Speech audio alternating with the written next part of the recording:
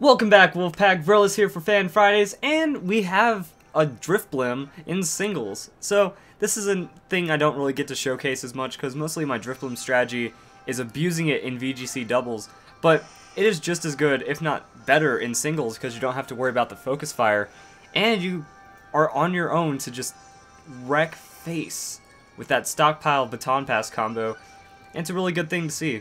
Also, there's a Polytoad and a Mega Medicham on the team, so that could go quite different ways.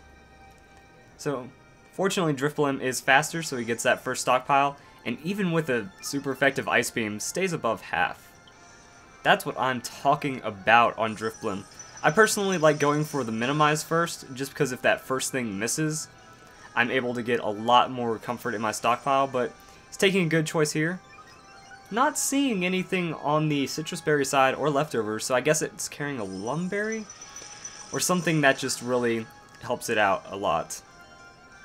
So that's 3 stockpiles. That's a Baton Pass. I was actually expecting Baton Pass to go into Medicham, but it goes into Polytoad, which I feel is a very interesting choice, but something really cool.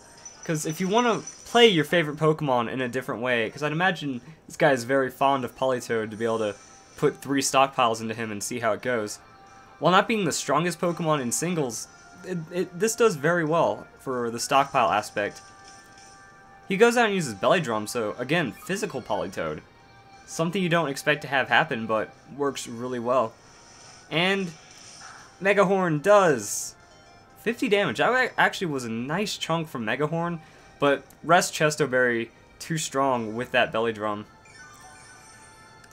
So I was really interested on how much damage this guy would be able to pull out. You know, it's Polytoad. Where's the damage going to be, in my opinion? I'm like, well, what's going on? So stab Waterfall boost with Belly Drum. I didn't think it was going to be enough, but it's enough damage to KO. So there's that.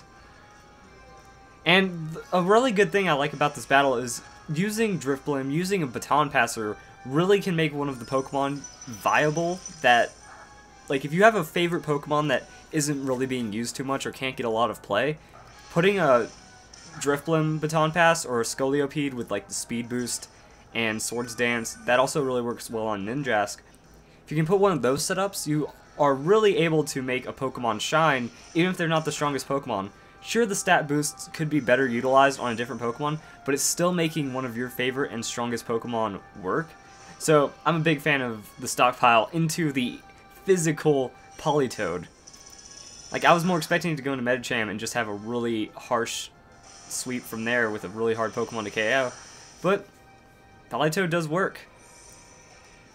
One hit KO'd 2 things and almost knocked out Lapras, but Lapras is tanky. So I really enjoyed this battle just because it was different and it worked really well.